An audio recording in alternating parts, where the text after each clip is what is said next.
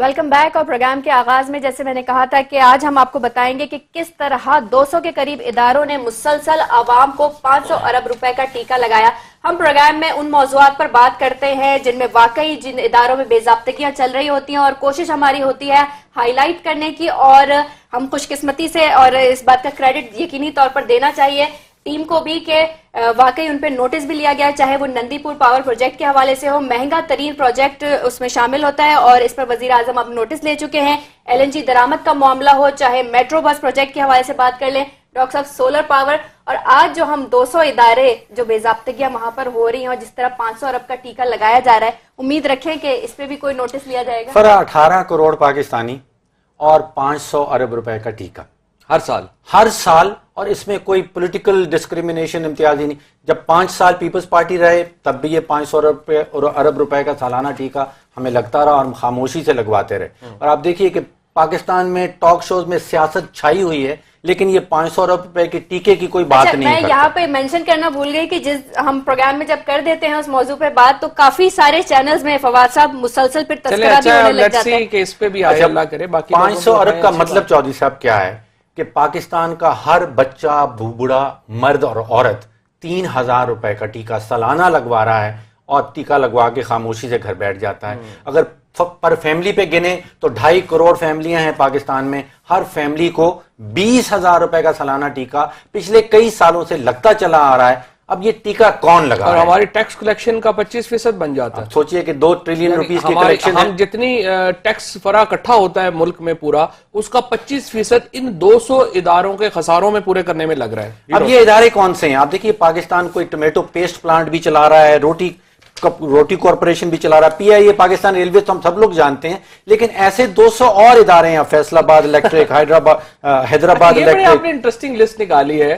کیونکہ ہم لوگ تو رک جاتے ہیں بڑے اداروں کا نام لے کے, PIA ریلوے, پاکستان اسٹیل کی تک یہ آپ نے نکالا ہے کہ ٹومیٹو پیسٹ پلانٹ بھی پاکستان چلا رہا ہے, پاکستانی حکومت چلا رہی ہے. روٹی کارپوریشن آپ کو یاد ہے, چلیے ایک زمانے میں بنائی تھی. Pakistan stone development, Pakistan James and jewellery development, national insurance, TCP وہ ہمارا ٹریڈنگ کارپوریشن, یوٹیلیٹی سٹورز بے تحاشا نقصان کرتا ہے, پیپکو, فرسٹ وومن بینک. یہ نقصان چودھری صاحب ہوتا کیوں ہے؟ وجہ کیا ہے اس نقصان کے پیچھے؟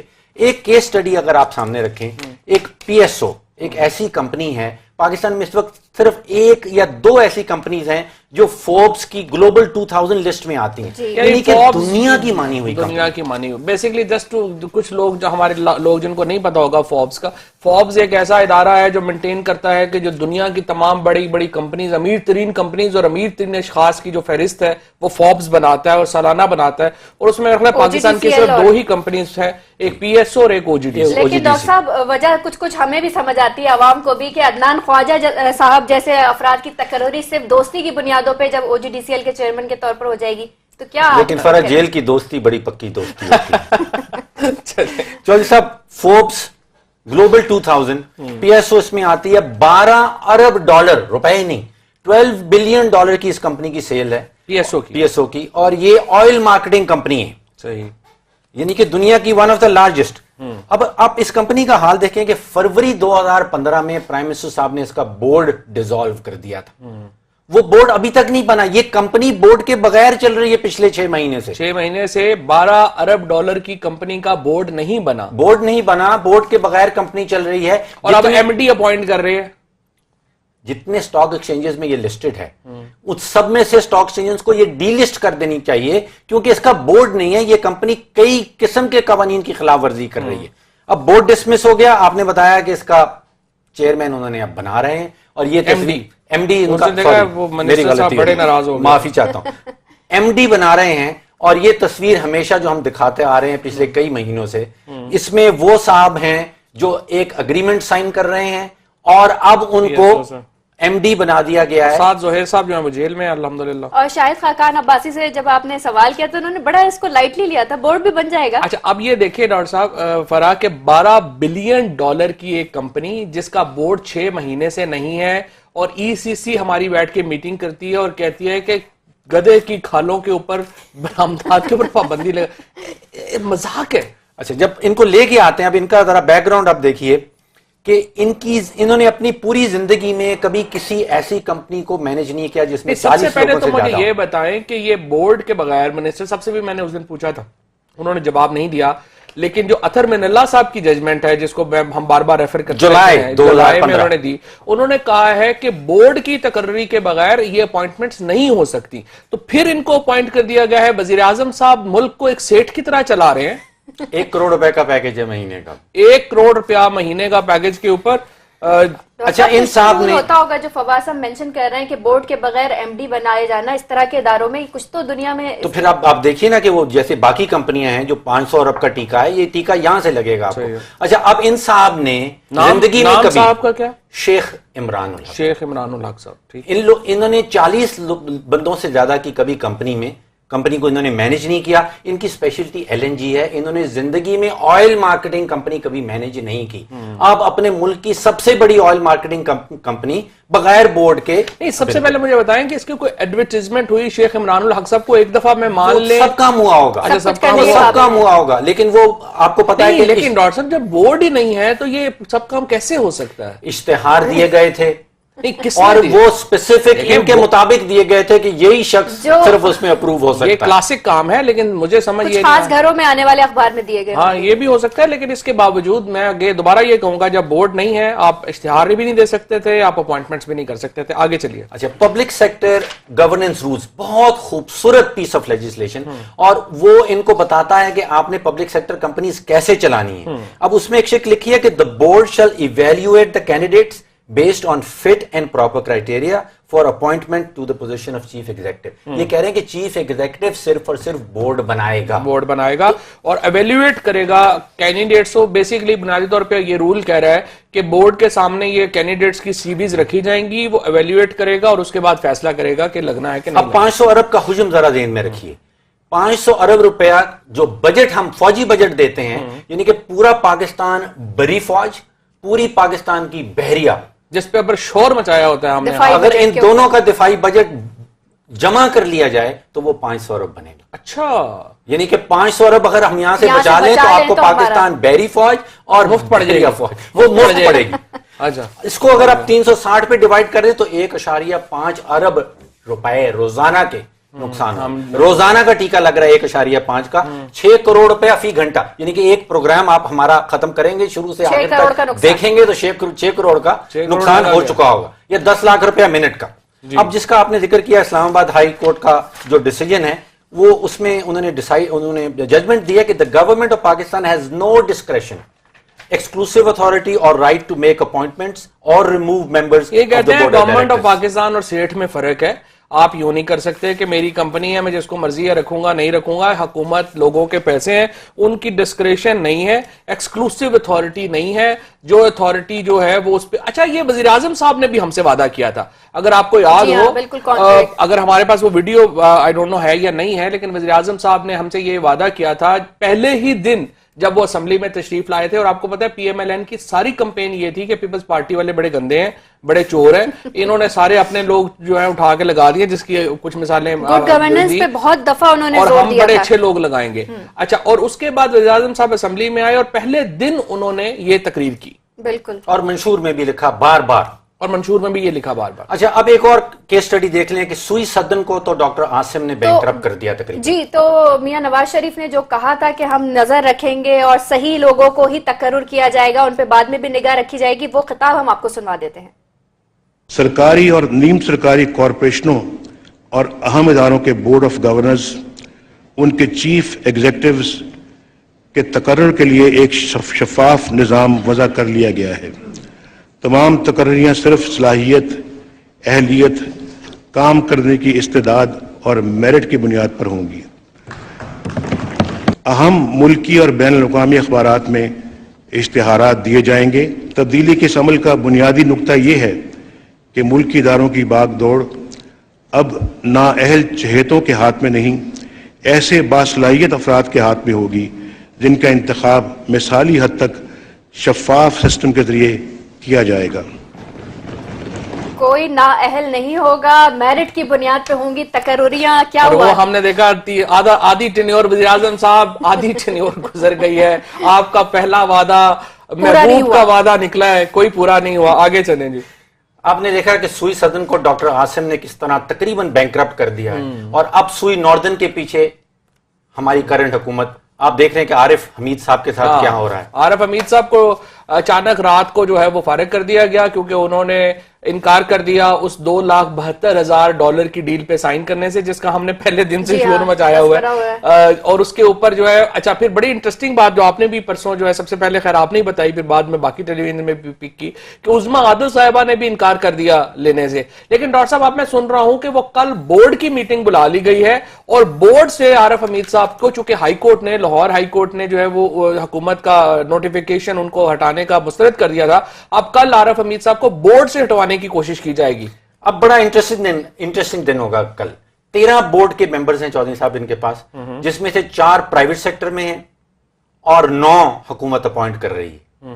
اس میں منشا صاحب کے بیٹے ہیں, وہ بھی بورڈ میں بیٹھتے ہیں, عارف حبیب صاحب بھی بورڈ میں بیٹھتے ہیں, بڑی مشہور شخصیات اس بورڈ میں بیٹھتی ہیں. لیکن سننے میں یہ آیا ہے, اطلاع یہ ہے میری, کہ ایٹ لیسٹ 2 سے 3 حکومتی بورڈ ممبر جو ہیں وہ باغی ہو گئے. اچھا, وہ نہیں مان رہے, وہ نہیں چاہ رہے. دیکھیں بورڈ ڈائریکٹر کا جو فرض ہے, اولین فرض ہے, وہ ہے کہ آپ نے اپنی کمپنی کے مفاد کا خیال رکھنا اور اپنی ہے, انڈیپینڈنس کمپنی برقرار کو رکھنی آپ نے ہے, بینکرپٹ نہیں ہونے دینا. اور اگر انہوں نے اسی طرح سے اب تو انویسٹیگیشن بھی شروع ہو گئی, اب یہ بھی خوف ہے, وہ بھی ہر بغیر چونو چرا اگر انہوں نے وزیر پیٹرولیم کے احکامات پہ عمل کرنا ہے, وزارت پیٹرولیم کے احکامات پہ عمل کرنا ہے, تو پھر تو بورڈ کا فائدہ ہی نہیں ہے. اچھا چودھری صاحب, کام یہ بڑا آسان ہے, 500 روپیہ بچانا, یہ کام زیادہ مشکل نہیں ہے. دیکھیے اس وقت 7 کروڑ روپیہ روزانہ کا پی آئی اے کو نقصان ہو رہا ہے, روزانہ کا. پاکستان ریلویز 5 کروڑ روپے کا روزانہ کا نقصان کر رہے ہیں. یہ سعد رفیق صاحب تو بتاتے تھے کہ انہوں نے کمال کر دیا. اچھا 5 کروڑ روپے. دیکھیے اگر آپ بورڈ بنائیں گے, وہ ٹارگٹ بنائے گا, وہ چیف ایگزیکٹو کو کہے گا کہ آج 5 کروڑ کا نقصان ہے, اگلے سال یہ 5 سے 3 پہ آنا چاہیے, اس سے اگلے سال 3 پہ 2 پہ آنا چاہیے, اور رفتہ رفتہ یہ نقصان ختم کرنا چاہیے. نہ بورڈ ہے نہ اس کا چیف ایگزیکٹو ہے. اچھا اب 3 چیزیں ہیں. اگر آپ میرٹ پہ اپوائنٹمنٹ کر دیں جیسے وزیر اعظم صاحب نے وعدہ کیا, اگر آپ اپنے ہی بنائے ہوئے قاعد و قوانین پہ عمل کریں, یہ کارپوریٹ گورننس ان کا اپنا بنایا ہوا ہے, صرف باتیں نہ کریں, اسی حکومت نے لاگو کیا ہوا ہے, اور پھر جو عدلیہ فیصلہ دے رہی ہے اس کے مطابق یہ کام کرنا شروع. لیکن عدلیہ کا ایک بڑا, میں آپ کو دیکھوں ڈاکٹر صاحب, یہاں بھی مجھے بڑا گلہ ہے تمام عدلیہ سے. یہی کام پیپلز پارٹی کے دور میں ہوا ہوتا, نوٹس ہونا تھا, وزیر اعظم پہ طلبیاں, ایک عذاب آ جانا تھا. لیکن آپ دیکھیں عدلیہ میں پہلے افتخار چودھری صاحب نے فیصلہ دیا, اسلام آباد ہائی کورٹ نے فیصلہ دیا, ان کے سامنے وائلیشنز ہو رہی ہیں, لیکن عدلیہ کے کان پہ جو نہیں دیکھ رہی. اب دیکھیے ملیشیا میں ایک انہوں نے کمپنی بنائی ہے, خزانہ نیشنل کہلاتی ہے, اس میں انہوں نے سارے ریاستی ادارے ڈال دیے ہیں, اس میں یہی قوانین جو ہم نے کارپوریٹ گورننس رولز بنائے یہی لاگو ہیں, اور وہ منافع بخش ہیں, ساری کی ساری کمپنیاں منافع. اسی طرح سنگاپور میں یہ قوانین ہم نے ملیشیا سنگاپور سے اٹھا کے بنائے. ملک کو ایک کارپوریٹ طرز کے اوپر چلائیں گے, جو ماڈرن طرز ہے اس پہ چلائیں گے تو ترقی کرے گا. اگر آپ سیٹھ کی طرح چلائیں گے تو پھر بیٹھے گا, ظاہر ہے ملک. آگے چلتے ہیں جی, کانسٹیٹیوشن. اب آپ آ جائیں آج کی ہڑتال کی طرف. یہ ڈاکٹر صاحب آپ دیکھ لیں کہ عجیب و غریب ہڑتال ہے, مجھے تو سمجھ نہیں آئی کہ آپ دیکھیں حکومت کی بھی یہاں پہ, اب حکومت پہ تنقید کافی ہو گئی, اب میں تو فلی اس پہ حکومت کے ساتھ. کیا آپ ٹیکس سرکل میں آنا نہیں چاہ رہے؟ یہ کیا بات ہے ڈاکٹر صاحب؟ دیکھیں پہلے جو مجھے سمجھ آئی ہے, یا تو پھر آپ مجھے کریکٹ کریے گا, جو حکومت یہ کہہ رہی ہے کہ جناب آپ اگر ٹیکس نہیں دیتے کسی قسم کا, تو آپ بینک سے لین دین کرتے وقت 0.03% یعنی 3 پیسے 100 روپے کے اوپر آپ ہمیں ایز ٹیکس ادا کریں, اور اگر آپ ٹیکس ادا کرتے ہیں تو یہ جو 0.03% ہے یہ آپ سال کے آخر میں اس کو اس میں ختم ہو جائے گا, اور یہ بھی پیسے آپ کو. پہلی بات تو یہ بات تو یہی ہے نا, بات یہی ہے. اب ٹھیک ہے, بات اس میں یہ ہے کہ ہم ڈاکیومنٹیشن بڑھانا چاہتے ہیں, اور یہ آئیڈیل ہے, ہر ملک کا آئیڈیل ہے کہ آپ ڈاکیومنٹیشن بڑھانا چاہتے ہیں, لیکن یہ جو طریقہ کار استعمال کیا جا رہا ہے اس سے ڈاکیومنٹیشن کم ہوگی, بڑھے گی نہیں. اس سے لوگ بینکنگ سسٹم سے بھاگ جائیں گے. یہ آلریڈی جس دن سے یہ قانون آیا ہے, banking transactions are down by 67%. Doctor صاحب کیوں, یعنی کہ 70% لوگ جو ہیں, وجہ کیا ہے؟ وجہ یہی ہے نا کہ لوگ چاہتے ہیں کہ آپ ہمیں ڈاکومنٹیشن میں نہ, لوگ چاہتے ہیں کہ آپ ہماری انکم کے اوپر ٹیکس لگائیں. دیکھیں اس میں یہ ہے, تو یہ انکم کے اوپر ہی لگائیں گے نا, پتا ہوگا تو انکم کا تو لگائیں گے نا. آپ جب کاروبار کرتے ہیں چوتھے, اس میں نفع بھی ہوتا ہے, اس میں نقصان بھی ہوتا ہے. اگر میرے بینک ٹرانزیکشن کے اوپر ٹیکس لگ جاتا ہے اور سال کے بعد مجھے اس بزنس میں نقصان ہوتا ہے, تو پھر میرا انکم ٹیکس تو نہ ہوا. یہ مجھے جو حکومت کے خزانے میں ایک دفعہ پیسہ چلا گیا وہ واپس نہیں آتا. یہ تو حکومت کہہ ہی نہیں رہی. حکومت یہ کہہ رہی ہے جناب آپ سال کے سال اپنے ٹیکس فارم بھریں اور آپ وہاں پہ جمع کریں. اس میں نقصان ہوتا ہے آپ نقصان شو کریں گے, فائدہ ہوتا ہے فائدہ شو کریں گے. یہاں پر جو مجھے سمجھ آتی ہے وہ صرف ایک وجہ یہ سمجھ آتی ہے کہ پہلے شوکت عزیز صاحب نے, اور آپ کو یاد ہے جب نیا پرویز مشرف صاحب آئے تھے اس وقت انہوں نے کوشش کی تھی سیلز ٹیکس میں لانے کی, ہڑتالیں ہو گئی, میڈیا نے بھی ساتھ دے دیا, تاجروں کا بیڑا غرق ہو گیا, کوئی وہاں پہ نہیں, اور پی ایم ایل این بھی اس وقت تاجروں کے ساتھ ہی انہوں نے نہیں ہونے دیا. اب آئی ایم ایف نے آ کے کہا ہے جناب آپ 6 لوگ ہیں, ہمارے پاس روز آتے تھے پیسے مانگنے, اپنا بھی کچھ کرو. اس کے لیے اسحاق ڈار صاحب کو ڈنڈا آیا, انہوں نے جو ہے یہ لگا دیا. اب یہ تاجروں کا صرف مطالبہ یہ ہے کہ جناب آپ ہم سے یہ نہ پوچھیں کہ ہمارے کاروبار میں ہم کتنا کماتے ہیں کتنا نہیں کماتے, ہمیں بس ایسے ہی رہنے دیں. ایک تو نہیں ہو سکتا, ایک تو یہ ٹیکس مناسب نہیں ہے. دیکھیے میں آپ کو 0.3% ہے, وہ بھی ٹیکس تو ہے ہی نہیں. 0.3 نہیں بنتا نا, میں آپ کو 50,000 روپے کا چیک دیتا ہوں, میری ٹرانزیکشن میرے بینک میں 0.03% کٹ جائے گا, یہ آپ کے پاس جائے گا پھر 0.03 کٹے گا, آپ کسی اور کو دیں گے. اب کاروباری آدمی جو ہے, لیکن آپ دیکھیں نا, اگر ہم تینوں ٹیکس پیئر ہیں, ہم تینوں سال کے آخر میں اس ٹیکس کو لکھ دیں گے اور ٹیکس ہمارا وہ ہو جائے گا. اگر ہم نے انکم کمائی ہوگی, اگر ہمارے کاروبار میں نقصان ہوگا تو پھر یہ پیسہ ہمیں واپس ملنے والا نہیں. دیکھیے بنیادی مقصد یہ ہے کہ ہم نے ڈاکیومنٹیشن بڑھانی ہے. پھر تو لگتا ہی نہیں نا, اگر میں ٹیکس پے کر رہا ہوں تو پھر تو مجھے ضرورت نہیں دینے کی. دیکھیے ہم نے ڈاکیومنٹیشن اگر بڑھانی ہے ملک میں تو ہمیں سہولت کاری ان کی اور فیسیلیٹیشن کرنی ہوگی, ان کو آسانیاں مہیا کرنی, زبردستی نہیں آئے گی. بات آپ کی بالکل صحیح ہے, ٹیکس جو ہے وہ اس طرح سے ایف بی آر کی ریفارمز, اصلاحات سب کچھ ہونا چاہیے, لیکن آپ بتائیں کہ کیا طریقہ ہو کہ حکومت تاجروں کو ڈاکیومنٹیشن میں لا سکے. دیکھیے ہمارے ہاں ورلڈ بینک والے ایک as of doing business index بناتے ہیں کہ کس ملک میں بزنس کرنا کتنا مشکل ہے کتنا آسان ہے. ہمارے ہاں ٹیکس کا برڈن اتنا بتایا جاتا ہے کہ کمپنیز کو کئی دن لگ جاتے ہیں اپنے ٹیکس کے ریٹرن جمع کروانے میں, تو یہ ایک ہرڈل بن جاتا ہے. دیکھیے یہ والا ٹیکس ایکویڈور نے پہلے امپوز کیا 1999 میں, صرف 1 سال چلا پھر انہوں نے وڈرا کر لیا. یہ برازیل نے بھی کیا, یہ آسٹریلیا نے بھی کیا, بڑے سارے ممالک جو ہیں اس کے ساتھ تجربہ کاری کر چکے ہیں. اس کا نیٹ ریزلٹ یہ بنتا ہے کہ ڈاکیومنٹیشن کیسے کریں. ڈاکیومنٹیشن پہ آپ کو آسانیاں دینی پڑیں گی. تو اس سے آسان کیا ہے کہ اگر میں بینک میں جاؤں گا اور میرا 3 پیسے 100 روپے کے اوپر جو ہے وہ کٹیں گے. ایک تو چوہدری صاحب یہ 3 پیسے نہیں بنتا. دیکھیے اگر آپ ایک کاروبار کر رہے ہیں, آپ سوتر خریدتے ہیں, اس کے لیے ایک چیک ایشو کرتے ہیں, اس میں 0.03 کٹ جائے گا. یہ سوتر اٹھا کے آپ کسی اور کو بیچتے ہیں, اس پہ پھر دوبارہ 0.03, اس کا ایک پیرامڈ بننا شروع ہو جاتا ہے. دیکھیں مجھے جو سمجھ آئی ہے, جو مجھے حکومت کے جو فائنانس کے لوگ ہیں جو انہوں نے سمجھایا ہے کہ جو ان کا پوائنٹ آف ویو ہے, جو مجھے فرینکلی اپیل کیا ہے, وہ یہ کہتے ہیں کہ جناب یہ 0.03% جو ہے یہ آپ ٹیکس سمجھے ہے ہی نہیں. میں نے کہا جی کیسے نہیں, ہم نے تو پیسے وہ کہتے ہیں کہ دیکھیں جب سال کے بعد آپ ریٹرن جمع کرائیں گے اور آپ نے یہ یا آپ بینک میں بتا دیتے ہیں, جیسے فرا ہے, میں ہوں, آپ ہیں, ہم لوگ ٹیکس دے رہے ہیں اور ہم این ٹی این نمبر اپنا بینک کو دے دیتے ہیں, تو ہم تو ویسے ہی پے نہیں کر رہے. دیکھیں ایک تو تھیوریٹیکل معاملہ ہو گیا نا, جو آپ نے کہہ دیا کہ یہ ہوگا تو وہ ہوگا. ایک پریکٹیکل معاملہ یہ ہوتا ہے کہ بزنس کمیونٹی جب بھی اس کے اوپر اس قسم کا ٹیکس لگایا جاتا ہے تو وہ بلیک اکانومی میں چلے جائیں گے. اب پرچی سسٹم شروع ہو جائے گا. یہ تو پھر اپنا زیادتی والی بات ہے نا حکومت سے, کیا پرچی سسٹم اس میں ہو جائے گا. آپ ڈاکیومنٹیشن میں آنے ہی نہیں چاہتے, آپ یہ بتانے ہی نہیں چاہتے. حل یہ ہے کہ آپ نے انکم کے اوپر ٹیکس لگانا ہے اور باقی قسم کے جو ود ہولڈنگ ٹیکس, سب سے پہلے آپ ڈاکیومنٹیشن میں آئیں گے تو انکم کا پتہ چلے گا. اس کے لیے آپ گردن سے پکڑ کے زبردستی کسی کو نہیں لا پائیں گے. اس کے لیے آپ کو سہولتیں دینی پڑیں گی, آسان سے آسان طریقہ کرنا پڑے گا, اور ٹیکس ریٹرن بھرنے کا جو برڈن ہے اس کو کم سے کم کرنا پڑے گا. تو یعنی یہ معاملہ جلدی حل ہوتا ہے ڈاکٹر صاحب دکھائی نہیں دے رہا, اور یہ جو ہڑتال ہے ہم تھوڑے دن بعد دیکھ رہے ہوتے ہیں کہ دوبارہ ان کی طرف سے اپیل کر دی جاتی ہے. بہرحال اس حوالے سے تفصیلاً ہم نے بات کی اور بریک کی جانب بڑھیں گے. بریک پہ سے جب واپس آئیں گے تو بات کریں گے کراچی میں ٹارگٹ کلنگ کی نئی لہر کے حوالے سے. ہمارے ساتھ رہیے.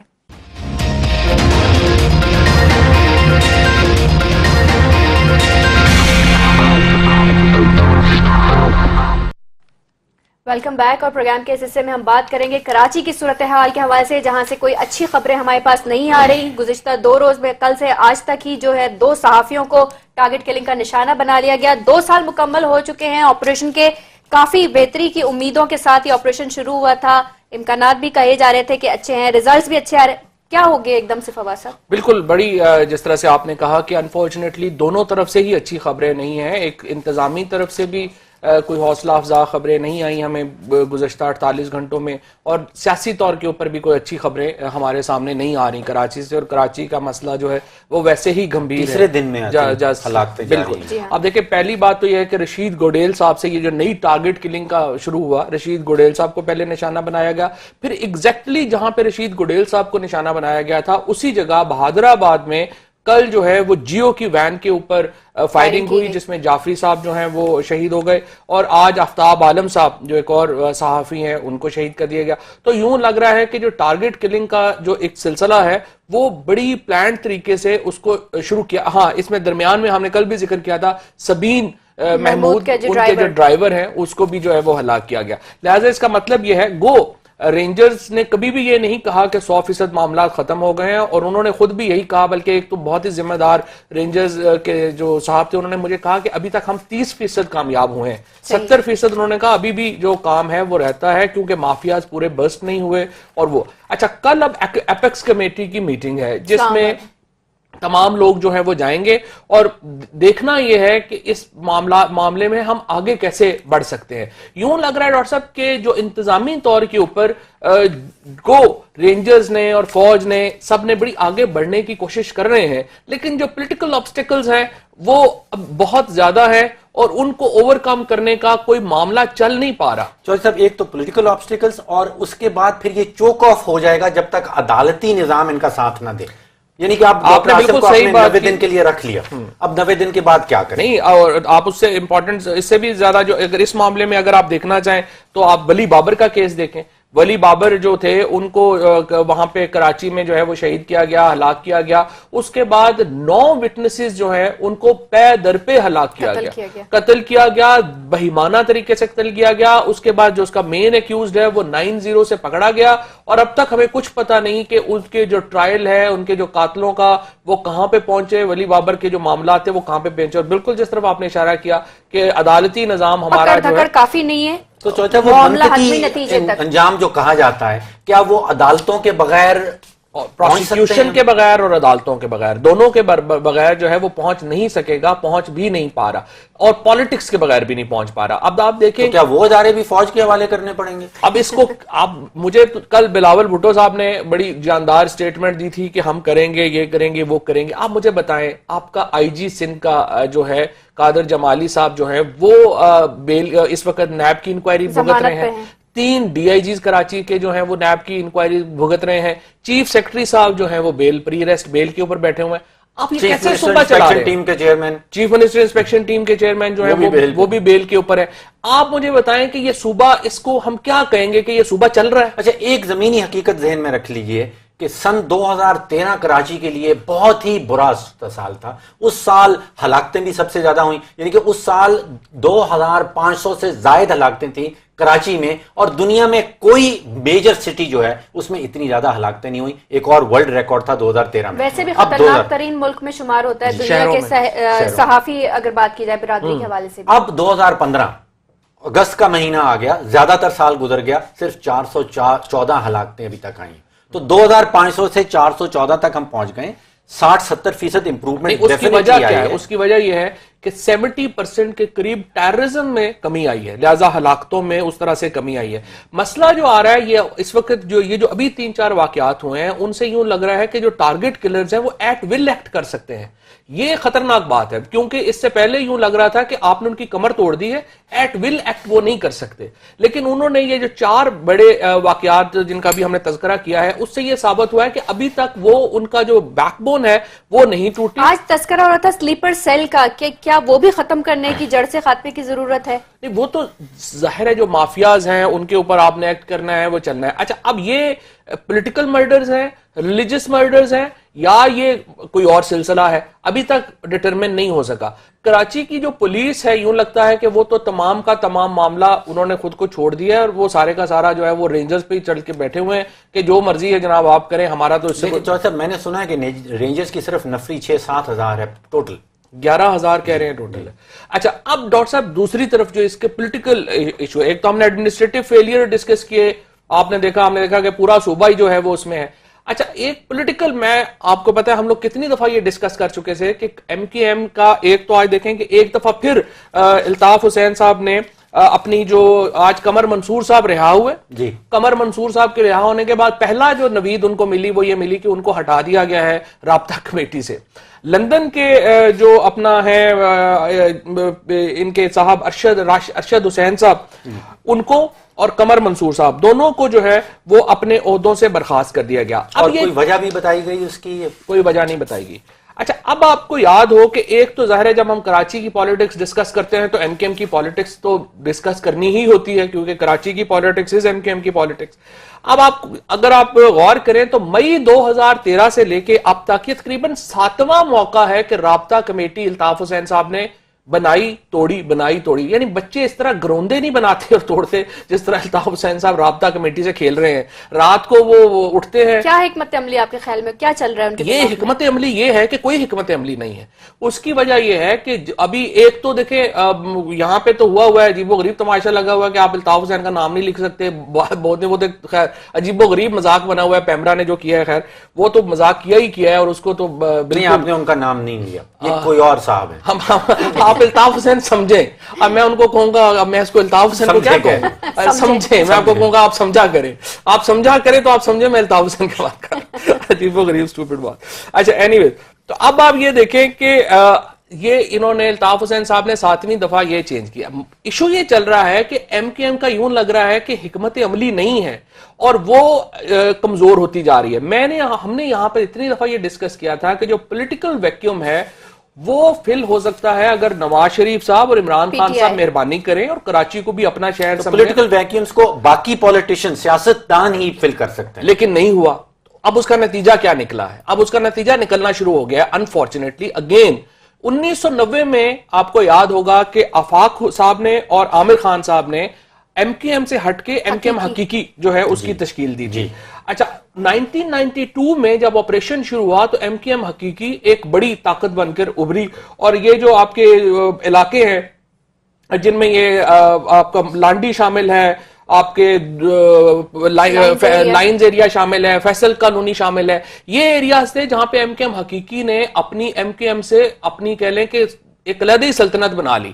ایم کیو ایم حقیقی میں اور ایم کیو ایم جو الطاف حسین گروپ تھا ان میں ایک شدید لڑائیاں شروع ہو گئیں. بے شمار لوگ ان میں جو ہے وہ ہلاک ہوئے اور وہ جو پالیٹکس تھی کراچی کی یہ طویل عرصہ چلتی رہی. 2002 کے الیکشنز میں ایم کیو ایم حقیقی کے 2 MN بھی منتخب ہوئے. آپ کا اشارہ کیا ہے کہ اب پھر اسی طرف جا رہے ہیں؟ ایگزیکٹلی. اگر آج آپ ضیاء الرحمان صاحب کا آرٹیکل دیکھیں دی نیوز میں، انہوں نے جو بہت ہی کراچی کو سمجھتے ہیں اور ان کی جو کہنے کے اوپینین ہے اس کے اوپر بڑی میٹر کرتی ہے، انہوں نے بہت ہی انٹرسٹنگ فیکٹس جو ہیں وہ سامنے لے کے آئے ہیں. انہوں نے کہا کہ ایگزیکٹلی وہی کہانی 1990 کی کراچی میں دوبارہ دہرائی جا رہی ہے. چونکہ کوئی اور پولیٹیکل پارٹی وہاں پہ نہیں ہے. ایم کیو ایم حقیقی کے جو دھڑے ایم کیو ایم سے اس وقت علیحدہ ہوئے تھے اور پھر پرویز مشرف صاحب کے دور میں جب ایم کیو ایم بہت تگڑی ہو گئی تھی اور ایم کیو ایم نے آپ کو یاد ہے بیت الحمزہ جو آفاق صاحب کا اور عامر خان صاحب کا ہیڈ کوارٹر تھا 90 کے مقابلے میں، اس کو کراچی بلڈنگ اتھارٹی نے بلڈوز کر دیا تھا اس وقت آ کے، اور آفاق صاحب اور عامر خان صاحب کو پرویز مشرف صاحب کے دور میں جیل میں ڈال دیا گیا تھا. اب کیا ہو رہا ہے کہ وہ معاملات ریورس ہو گئے ہیں اور ایم کیو ایم حقیقی کے وہی گروپ انہی علاقوں میں مثلا جو بابر مارکیٹ ہے وہاں کے تاجروں کو ایم کیو ایم حقیقی کی طرف سے اب ماشاءاللہ جو ہے وہ آ رہا ہے کہ جناب آپ ہمارے ساتھ ہیں یا ان کے ساتھ ہیں، آپ فیصلہ کر لیں. تو اس خلا کو یہ والے لوگ فل کر رہے ہیں. یہ لوگ جو بجائے اس کے کہ جیسے آپ ہمیشہ کہتے ہیں کہ P M L N national party آتی ہے، نیشنل پارٹیز جائیں. بالکل. اچھا اب اس میں جو اس وقت جو معاملہ آیا ہوا ہے کہ ایم کیو ایم نے آج مصطفیٰ عزیز آبادی صاحب کو لندن میں اپنا کوارڈینیٹر بنا دیا اور یہاں پر انہوں نے کہا کہ جوائنٹ کوارڈینیشن کریں گے خالد مقبول صدیقی صاحب، نصرت شوکت صاحب اور عامر خان صاحب. ان تینوں کو انہوں نے کراچی کی کوارڈینیشن کمیٹی کا جوائنٹ کوارڈینیٹر بنا دیا. اس کا کیا مطلب ہے؟ اس کا مطلب یہ کہ کوئی بھی کوارڈینیٹر نہیں ہے. کراچی تنظیمی کمیٹی جو ہے وہ حماد صدیقی جو تھے جب وہ چلے گئے اس کے بعد سے کراچی تنظیمی کمیٹی عملاً ختم ہو گئی ہے اور اس کو بھی الطاف حسین صاحب چلا رہے ہیں. سو ایم کیو ایم کا جو تنظیمی کرائسس ہے وہ بڑھتا جا رہا ہے. ایم کیو ایم جو ہے وہ نیچے جاتی جا رہی ہے اور انفارچونیٹلی کراچی کا جو پولیٹیکل خلا ہے وہ نہ پیپلز پارٹی فل کر پا رہی ہے، نہ پی ٹی آئی فل کر پا رہی ہے، نہ پی ایم ایل این فل کر پا رہی ہے. اور ہم الحمدللہ دوبارہ 1990 کے اشرے میں جا رہے ہیں, کوئی فائدہ اس کا نہیں ہوگا. اس وقت جو فوج موجود ہے وہاں پر, وہ اس معاملے میں کوئی کردار ادا کر سکتی ہے؟ دیکھیں فوج کیسے پولیٹیکل, فوج سیاسی خلا پر نہیں کر سکتی. نہیں, جو سیاسی خلا سیاستدانوں کو ہی ہو رہے ہیں اور اس طرح کے معاملات جس طرح ہو رہے ہیں اس پہ کچھ. تو آپ کا اشارہ پھر اس طرف جا رہا ہے کہ ہلاکتیں پھر سے بڑھ جائیں گی, ٹارگٹ کلنگ پھر سے. بالکل, اور امکان ہے کہ ایسا ہو جائے گا. بالکل ایسا ہو جائے گا. اس کی وجہ یہ ہے کہ آپ دیکھیں کہ جب آپ کا ایڈمنسٹریٹو ویکیوم اتنا بڑا ہے, اب ایڈمنسٹریٹو ویکیوم میں جس طرح ہم نے, آپ دیکھیں سوات میں ہم نے کل بھی مثال دی تھی, فوج کیا کر سکتی ہے؟ فوج ایگزیکٹلی یہی کر سکتی ہے جو فوج نے کر دیا ہے. سوات میں بھی انہوں نے لے جا کے سارے جو مافیاز تھے, جو گنڈے بدماش تھے, ان کو جو ہے یا ایگزیکیوٹ کر دیا, یا لڑائی میں مارے گئے, یا وہ جیلوں میں ہیں, وہاں پہ انٹرنیٹ جو سینٹرز بنائے ہیں انہوں نے, یا ان میں ہیں, یا وہ مارے جا چلے گئے ہوئے. کراچی میں بھی آپ نے دیکھا کہ روزانہ فگرز آتی ہیں, اتنے لوگوں کو مار دیا, اتنوں کو پکڑ لیا, اتنا کو یہ وہ کر لیا. فوج یہی کر سکتی ہے. تو صاحب اس قسم کی جنگ میں 3 فیزز کہلاتے ہیں, کلیئر, ہولڈ اور بلڈ اس کو کہتے ہیں. مطلب کلیئرنس جو ہے, آپ نے جو دہشت گردوں کو بھگانا ہے وہ فوج کا کام ہے.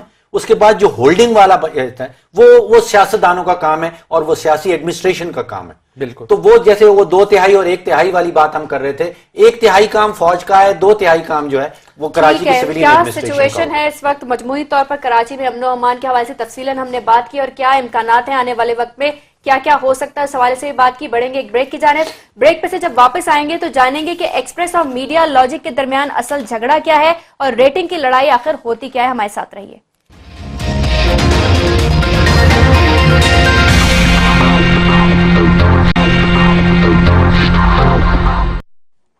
Welcome back. اور پروگرام کے اس حصے میں ہم بات کریں گے کہ چینلز اور اداروں کے درمیان ریٹنگ کی لڑائی کیا ہوتی ہے, ٹی آر پی کے لیے کیا کیا پاپڑ بیلے جاتے ہیں. ڈاکٹر صاحب کیا ہے یہ ماجرا, ہمیں بھی سمجھا دیں. فرا, لڑائی بڑی سخت ہے بیکاز پیسہ بڑا انوالوڈ ہے. اب 40 ارب روپے کی چودھری صاحب ایڈورٹائزنگ, اس سال 45 ارب, اس سال 45 ارب کی کہہ رہے ہیں آپ. اس میں سے 60% تقریباً 23 سے 25 ارب روپے کی ایڈورٹائزمنٹ صرف اور صرف ٹیلی ویژن سے ہوتی ہے. اب جہاں 25 ارب روپے کا کھیل ہو اور وہ سارا کا سارا آپ کی ریٹنگ کے اوپر بیسڈ ہو, تو پھر آپ کو پتا ہے کہ کس قسم کی جنگ وہ ہو سکتی ہے. یہ معاملہ شروع چودھری صاحب ہوا تھا 2007 میں. ایک کمپنی آئی تھی اور انہوں نے کہا تھا کہ ہم مختلف گھروں میں, ہاؤس ہولڈز کے اندر, گھرانوں کے اندر ٹی وی سیٹس کے ساتھ ایک میٹر لگائیں گے, اور وہ میٹر یہ بتائے گا کہ آپ نے کون سا. وہ کمپنی تھی میڈیا لاجک. وہ کمپنی تھی میڈیا لاجک. یہ بیسیکلی یہ ایک سوئس کمپنی ہے جس کی سبسیڈری ہے میڈیا لاجک, اور سلمان دانش جو اس کے سی او ہیں, آئی مسٹ سے کہ بہت ہی ایک بریلینٹ آدمی ہیں. انہوں نے یہ کنسیو کیا آئیڈیا, انہوں نے بنایا کیا. اس وقت سے پہلے اتنا رواج نہیں تھا. انہوں نے بڑا سائنٹیفک ہے, بہت سائنٹیفک ایشو ہے.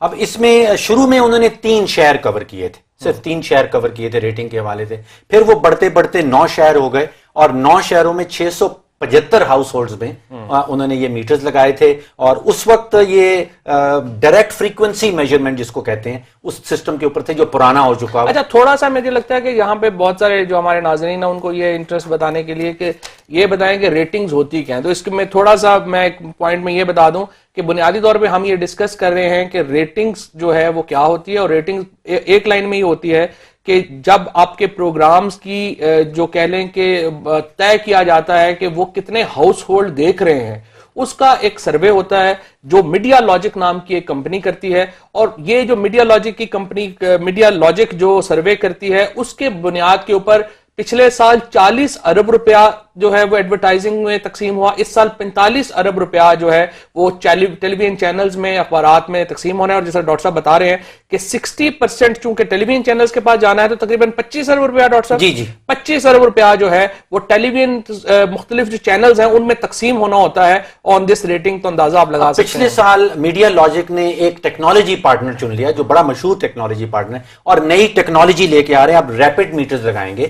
اس کا مطلب یہ ہے کہ وہ میٹر آپ کے گھر میں ٹیلی ویژن چینل کے ساتھ لگا ہوگا, اس کے ساتھ ہی ایک موڈم اٹیچڈ ہے, اور پھر وہ ڈائریکٹ آپ کو میڈیا لاجک کو بتاتا ہے کہ کس گھرانے نے کس وقت کتنے, اور پھر ریٹنگ نکل آتی ہے سارے پاکستان کے چینلز کی کہ پہلے نمبر پہ کون سا آیا, دوسرے نمبر پہ. اچھا, تھوڑا سا یہ بھی بتا دیجئے گا ہمارے لوگوں کو جو دیکھ رہے ہیں کہ یہ ہر گھر میں نہیں لگے ہوتے, سیمپل سائز بنایا جاتا ہے. یہ 1100 پہ اب میں نے سنا ہے پہنچ گئے ہیں, پہلے 675 گھروں میں تھے, اب یہ 1100 سے 1100. اور یہ جیسے سائنٹیفک کا میں نے کہا کہ اب ہمارے ہاں گھر تو ہیں 2.5 کروڑ کے قریب, ٹیلی ویژن سیٹس بھی بہت سارے ہیں, تو ہر گھر میں نہیں لگ سکتا, لیکن یہ ایک ایسا سیمپل ان کو سائنٹیفکلی چننا پڑتا ہے کہ جو سارے پاکستان کو نمائندگی کرتا ہو. یعنی یہ جو 1000 گھر جن میں یہ میٹر لگے ہوئے ہیں, اس کمپنی نے اپنے جو فارمولا بنایا ہے اس کے مطابق یہ آپ کے جو 20 کروڑ لوگ ہیں ان میں مقبولیت کو ڈٹرمن کرتا ہے. اب اس میں بڑا آگے معاملہ چلتا ہے, یہ روٹیشن بھی آتی ہے, یہ فکس نہیں رہتے کہ یہی گھر رہیں گے,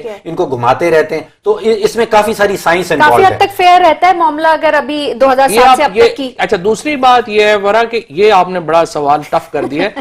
ایشو یہ ہے کہ اسی بیس پہ پروگرامز یا چینلز انہوں نے تو چلتے ہیں. ایک فارمولا بنایا ہے, یہ تھیوری ہے, کوئی سائنٹیفک رول تو ہے نہیں, تو میرا خیال ہے اس میں اوپر نیچے ہو سکتی ہے بات. لیکن اس میں ڈاکٹر صاحب یہ بات ذرا ہمیں بتائیے کہ جو ان کا جو سروے کا جو فارمولا ہوتا ہے, جیسے ہم دیکھتے ہیں کہ سرویز بنتے ہیں وہ بھی بڑے ایکوریٹ ہوتے ہیں, تو ہو سکتا ہے کہ ان کی بھی ریٹنگز کا معاملہ. دیکھیں یہ سروے الیکٹرانک سروے ہے, اس میں سروے آدمی نہیں جاتا بلکہ مشینی سروے ہے, اور وہ لگاتار چلتا چلا جاتا ہے, ہر وقت چل رہا ہے. ابھی آپ ہمارا پروگرام دیکھ رہے ہیں, اگر ہمارا پروگرام دیکھ رہے ہیں تو ہماری ریٹنگ ساتھ ہی ساتھ بڑھ رہی. اچھا, پھر ریٹنگ اور ایڈورٹائزمنٹ ریٹس بھی ساتھ آپس میں ان کا کوریلیشن, یہی تو اصل معاملہ ہے کہ یہی اس میں اسپیکٹرم جو ہے وہ بہت کھلا ہے چودھری. مطلب ایک چینل جو بہت کم دیکھا جاتا ہے اس میں شاید آپ 4000 روپے دیکھ کے بھی ایک ایڈورٹائزمنٹ دے سکتے ہیں, اور جو بہت زیادہ دیکھا جاتا ہے وہ 2.5 سے 3 لاکھ تک بھی جا سکتا ہے. تو آپ سوچئے کہ وہ 3-4 ہزار سے لے کے اس کا اسپیکٹرم 3-4 لاکھ روپے تک بھی جا سکتا ہے. تو یہ اچھا, دوسرا برا یہ بھی ایک بات امپورٹنٹ ہے کہ یہ میڈیا لاجک پرائیویٹ کمپنی ہے. آئی مین کوئی بھی کمپنی یہ شروع کر سکتی ہے کام, لیکن مسئلہ میڈیا لاجک کو ایج یہ ہے فرینکلی کہ جو پاکستان براڈ کاسٹرز ایسوسی ایشن ہے اور جو پاکستان ایڈورٹائزنگ ایسوسی ایشن ہے وہ ان کی ریٹنگز کو مسلم تسلیم کرتی ہے. اور جس طرح سے پھر ہم نے دوبارہ بتایا کہ 40-45 ارب روپے کا جو شیئر ہے ٹیلی ویژنز میں باقی اداروں میں, وہ پھر ان کی ریٹنگز کے اوپر تقسیم ہوتا ہے. لہٰذا اچھا چودھری صاحب, ہمیں ایڈورٹائزمنٹس ٹیلی ویژن اسٹیشن کو دیتا کون ہے, دے کون رہا ہے؟ سب سے بڑا اس وقت جو ہے کمپوننٹ وہ سیلولر کمیونیکیشن ہے, جو آپ کی موبائل کمیونیکیشن والے ہیں. لگ بھگ 20% پیسہ جو ہم 25 ارب کی بات کرتے ہیں وہ وہاں سے آ رہا ہے. پھر مشروبات بیوریجز نمبر 2 پہ آ رہے ہیں, اور پھر ڈٹرجنٹس ہیں اور پرسنل پروڈکٹس آ رہے ہیں. جو ٹاپ پلیئر ہے وہ یونیلیور ہے. وہ یونیلیور تقریباً 17% صرف یونیلیور اپنے اون پہ ایڈورٹائزمنٹ ریونیو جو ہے وہ دے رہا ہے. پھر پروکٹر اینڈ گیمبل ہے, اور کیو موبائل آپ نے دیکھا ہے ہر جگہ اس کے ایڈورٹائزمنٹ ہے, وہ تیسرے نمبر پہ آ رہا ہے. اور جو ٹاپ برانڈز ہیں, کوکا کولا والے سب سے نمبر 1 پہ ہیں پاکستان میں جو برانڈ دیتے ہیں. پھر وہ ایریل بلو والوں کا ایڈ آپ نے دیکھا, وہ نمبر 2 پہ آ رہا ہے, اور ٹیلینور ٹاک شاک نمبر 3 پہ آ رہا ہے. انٹرسٹنگ. ڈاکٹر صاحب آپ نے ایڈورٹائزمنٹ کر دی, ڈاکٹر صاحب آپ نے بھی ساتھ ساتھ. اب بتائیے کہ جھگڑا کیا ہے؟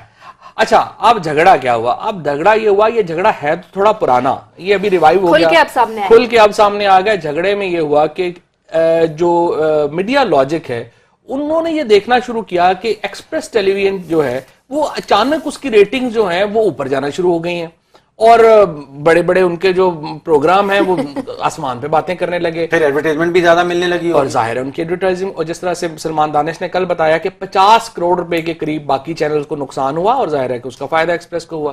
اور یہ انہوں نے دیکھا کہ وہ ٹیلی ویژن چینلز اور ٹیلی ویژن پروگرام اچانک اوپر جانا شروع ہو گئے. انہوں نے ایک انٹرنل انویسٹیگیشن اپنی لانچ کی, اور انٹرنل انویسٹیگیشن میں دے فاؤنڈ آؤٹ کہ ان کے کم از کم کچھ امپلائیز جو تھے, جو 3 تھے یا 5 تھے, وہ جو ایکسپریس کی انتظامیہ ہے ان سے ماہانہ پے رول کے اوپر تھے.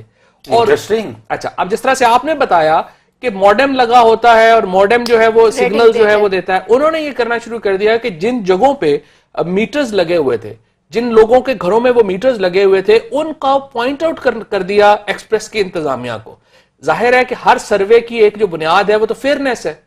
وہ ایکسپریس انتظامیہ نے جا کے ان کے ہاؤس ہولڈز کو خرید لیا, اور انہوں نے کیا کرنا شروع کر دیا کہ وہ ہر وقت ایکسپریس ہی لگائی رکھتے تھے, چاہے وہ کوئی دیکھ رہے کمرہ چاہے خالی کر کے گھر سے چلے گئے ہیں, لیکن وہ ایکسپریس دیکھ رہے. مجھے بھی بتا دیجیے, میں بھی اپنا ٹیلی ویژن ایکسپریس پہ آن کر کے چھوڑ دوں. اچھا, اب انہوں نے جب انٹرنل انویسٹیگیشن کی تو دے فاؤنڈ آؤٹ کہ یہ ہوا ہے. انہوں نے پہلے وارننگ دی, پھر اس کے بعد پاکستان براڈ کاسٹرز ایسوسی ایشن میں گئے, اور وہاں سے انہوں نے کہا کہ جی آپ نہیں ہے. تو اس حرکت کے نتیجے میں ایکسپریس کا 45 کروڑ روپے بن گیا.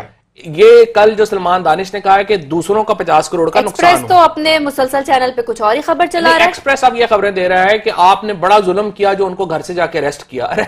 اریسٹ تو ایسے ہی ہوتے ہیں لوگ، اور ظاہر ہے کوئی جا کے اتنے کچھ شریفانہ طریقے سے تو نہیں ہوتا. بہرحال وہ انہوں نے کیا، لیکن جو بنیادی جھگڑا ہے وہ یہ ہے، ان کا میڈیا لاجک کا یہ کہنا ہے کہ ہمارے امپلائیز کو خریدا گیا، ان کے ذریعے ہاؤس ہولڈز کو خریدا گیا اور ریٹنگز جو ہیں وہ جعلی کریٹ کی گئیں. اچھا اب اس کے بعد انہوں نے کیا کیا؟ فرینکلی پاکستان میں انہوں نے کیا کیا؟ انہوں نے کہا جی تھینک یو ویری مچ، آپ کا ہمارے ساتھ معاہدہ تھا، اب ہم آپ کے ساتھ یہ کام نہیں کریں گے، آپ جانے اور آپ کا کام جانے.